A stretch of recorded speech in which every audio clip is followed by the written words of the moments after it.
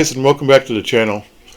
In today's video we're going to talk about how is it that you go about winning a game against a lower rated player. This could be a real challenge, at least I found it to be so, against that solid sort of a guy who's 200 points below you, but he's happy to get a draw and take 8 to 10 rating points from you. So,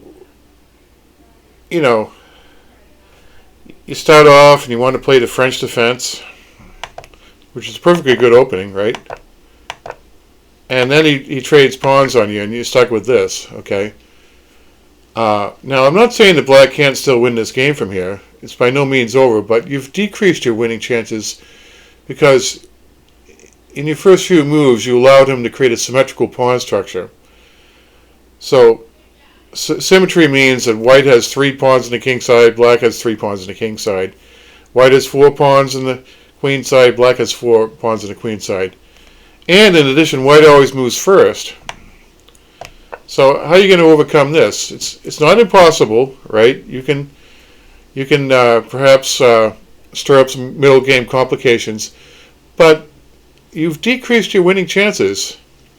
It's a whole lot easier to win a game with black, or any position really, even with white, if the pawn symmetric structure is asymmetrical.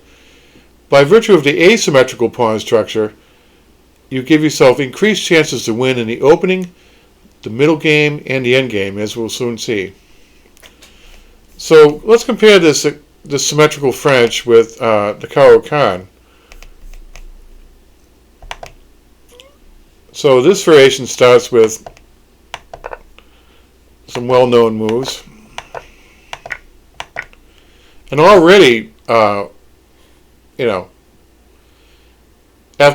4 moves, we have every reason to be happy about this position. We can, if the only thing we did was play solidly with a system that Tigran Petrosian originally developed, this still gives you chances to try to win in the end game, because of the fact that black has 4 kingside pawns to 3 on the king side, and white has a 4 to 3 majority on the queen side. So even though white's playing solidly, black can play this type of game forever because of the asymmetrical pawn structure. This is our goal, to widen the chances that black has to keep the game going on and on, because the end game is a phase of the game all of its own, but the decisions made in the opening control how the end game is going to go. And of course, if we go back to this position and white plays this is topical these days. This looks crazy, but it turns out that after both sides castle, this is by no means a drawer's position,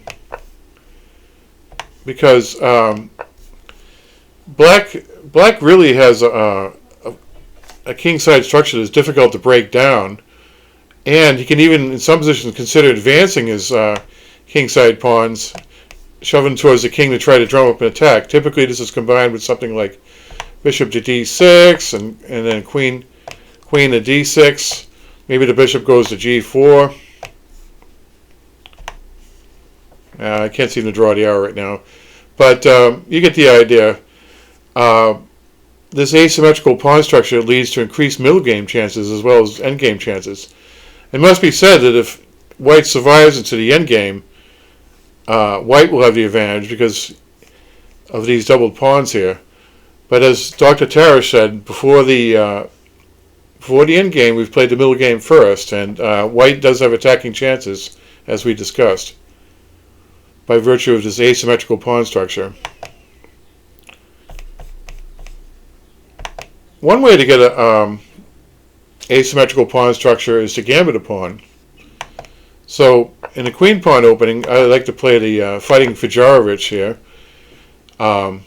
This is an offshoot of the Budapest gambit. I mean, when you're gambiting a pawn, you basically force the pawn structure to be asymmetrical. And in this variation, you're not so much in a hurry about recovering that e5 pawn. You're not really worried about it. You're going to round it up, but you do so at a time of your convenience. But first, you try to array your forces to maximize the complications. So, for example, by virtue of the asymmetrical pawn structure, there's an opening trap. After a6 to prevent bishop to b4 check, black continues with another gambit here. And if you take the pawn, already the storm clouds are growing around the white position, because after bishop takes pawn, some sort of a natural move like g3 loses to knight. The surprising knight takes f2, king takes f2, bishop takes pawn check, king takes pawn, and all of a sudden the queen drops for white. So as we discussed, even in the opening, an asymmetrical pawn structure can lead to unbalanced play. But it's also true in the middle game as well. After the same opening moves, let's say that white plays a bit more sensibly here.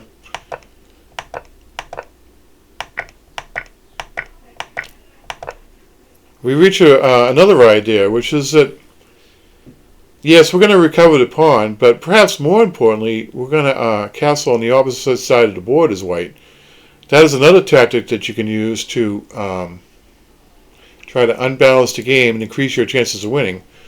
Now, you also increase your chances of losing, but what can you do? If you want to win, you have to be willing to take the risk. So play might continue something like this. You notice that we're in no hurry about regaining our gambited pawn until our forces are fully mobilized here. White castles, we castle, and now we start the pawn storm on the king side. In Carey's book, The Art of the Middle Game, he states, Paul Carey's does, that when you castle on the opposite side of the board, basically a pawn storm is mandatory. It's not just a nice thing to do. You must pawn storm the other guy's king. That's somewhat controversial, but I think that such a strong player as Carey's, his opinion must be respected, and certainly a pawn storm of the opposite side castled king is a well-known chess tactic. And certainly, just looking at this position, you'd have to say that a draw is the least likely outcome.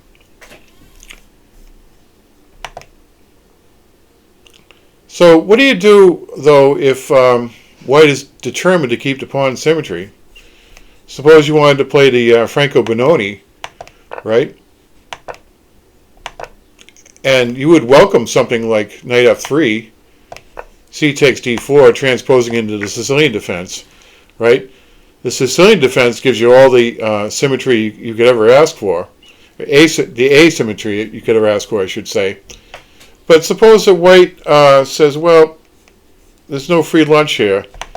I'm going to try to keep the pawn symmetry and keep trying to play solidly. So another tactic you have in your toolkit is to preserve the tension. Don't make life easy for white with something like this, right?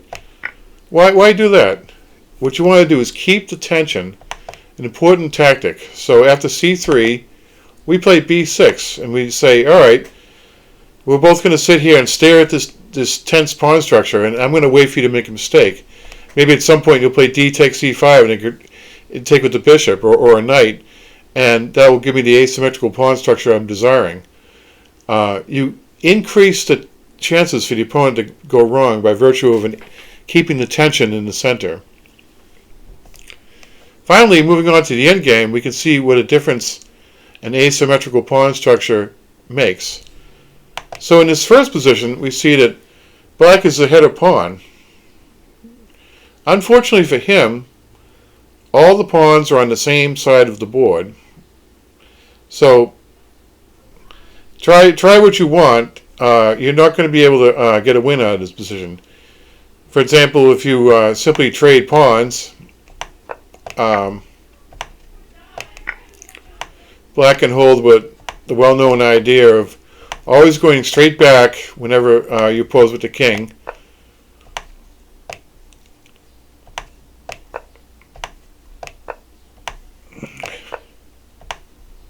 We always go straight back, and black has nothing better than creating a stalemate position. Black was a pawn up, but unfortunately all the pawns were on the same side of the board, which may have been because the earlier structure was symmetrical. So even though we won a pawn, we still drew the ending. Compare that with this example, where we have a pawn advantage, but as can be seen rapidly, white has no chances to survive here. Okay, all we do is simply advance the pawn, and if white does nothing, the pawn will become a queen. But while he's busy rounding up this pawn, assuming he can even get to it, he's just barely good enough to get to it. We take time out to capture his pawn, and it's not going to be any problem promoting to a queen here and winning the game. So this is a case where the asymmetrical pawn structure increased our winning chances.